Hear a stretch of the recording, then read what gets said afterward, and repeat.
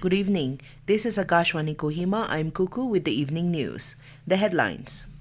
Vice President CP Radhakrishnan emphasizes critical role of youth in building Viksit Bharat.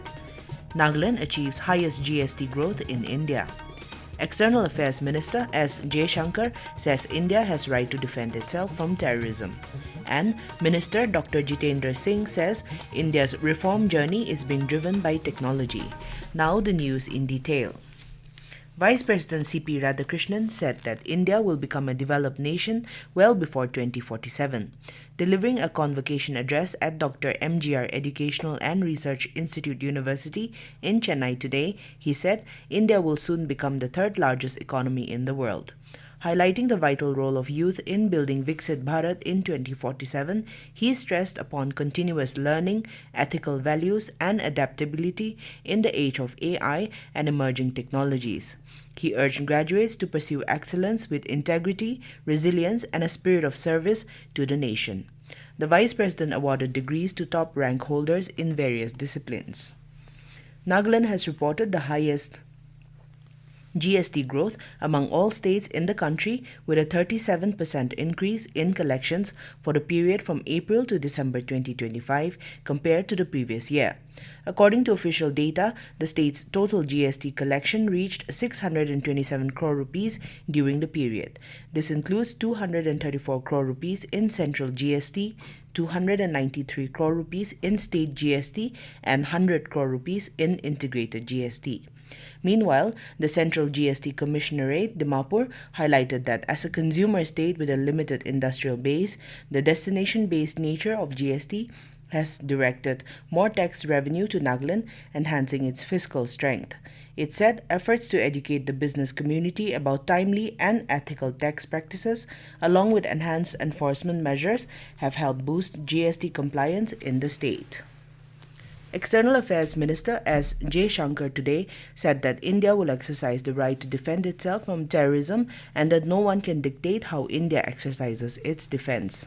Speaking at the inauguration of Shastra 2026 IIT Madras Techno Entertainment Fest at Chennai, he said that India will do whatever is required to defend itself. The External Affairs Minister outlined India's neighborhood policy, stressing that New Delhi has the right to defend itself against terrorism from hostile neighbors. A country decides that they will deliberately, persistently, unrepentantly continue with terrorism. We have a right to defend our people against terrorism. We will exercise that. How we exercise that right is up to us. As I said, a lot of it is goodwill. Many years ago, we agreed water sharing arrangement because the belief, the underpinning of that was it was a gesture of goodwill because for good neighborliness we were doing it. Mr. Jaishankar said persistent cross-border terrorism undermines goodwill and nullifies benefits as cooperation cannot coexist with violence. Explaining India's broader outlook, he said Indian foreign policy views the world as a family and focuses on problem-solving through national strengths and partnerships. Science and Technology Minister Dr. Jitendra Singh has said that India's reform journey is being driven by technology. Addressing the year-end achievement of his ministry in New Delhi today, he emphasized that the government has given a high priority on science and technology since 2014. Dr. Singh highlighted that the country's future growth will be driven by technology and innovation. He also noted that for the first time, any government has come forward with an initiative to support the private sector. First time ever, any government has come forward with an initiative to support the private sector. The government is donating a fund to accelerate the private sector participation, which is the Research Development Innovation Fund of rupees 1 lakh crore. I think unique of its kind. But since we are opening up in a big way to a greater integration between the public and the private sector, so therefore, with all the sensitivity and consciousness, it was realized that we have to give them an initial push in the noble hope that then finally they would take over. In a joint operation, the Sivasagar Forest Range Team and the Wildlife Crime Control Bureau successfully apprehended an individual near Amguri Bagan in Assam with 2 leopard skins and a large haul of suspected leopard bones. Sharing the news on X, Assam Forest Rangers Association said the wildlife contraband was being transported from Tuli in Mokokchung, Nagaland.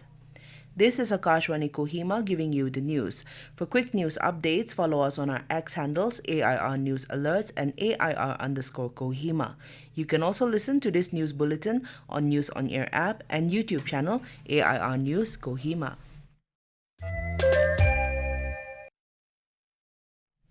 Welcome back. You are listening to the evening news.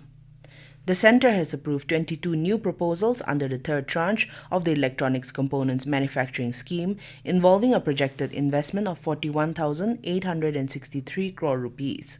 These approvals cover the manufacturing of 11 target segment products, including mobile manufacturing, telecom, consumer electronics, strategic electronics, automotive, and IT hardware.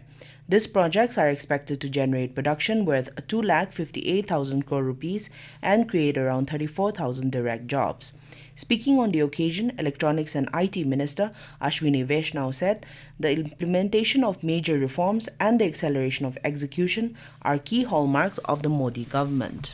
There is no difference between the industry and the government. We are all working for the same purpose, nation building. And nation first, always first is our fundamental principle. So let's work as one team और मिलकर एक clear structural mechanism design के लिए, skilling के लिए, quality के लिए और domestic sourcing के लिए, supply chain के development के लिए एक clear mechanism बनाते हैं.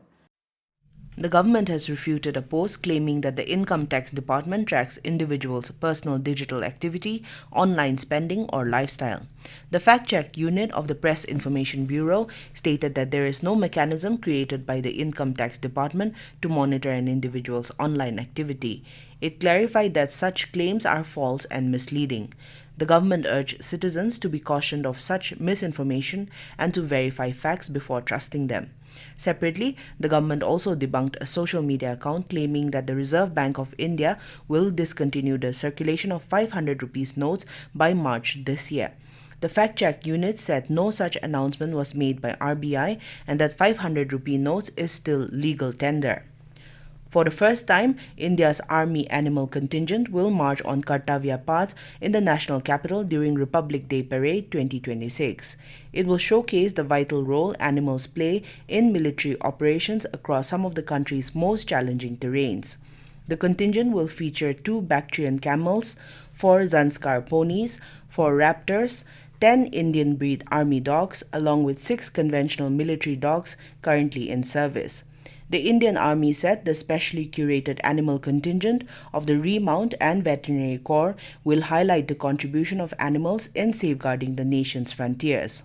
Leading the column will be Bactrian camels, recently inducted for operations in the cold deserts of Ladakh. And in weather, India Meteorological Department has forecast a spell of dense to very dense fog over several regions across India until the morning hours tomorrow. Arunachal Pradesh, Assam and Meghalaya, Bihar, Chhattisgarh, Ladakh, Nagaland, Manipur, Mizoram, Tripura, Rajasthan, and Sikkim should expect dense fog until the morning hours of January 3rd. Visibility may drop sharply, disrupting road, rail, and air travel.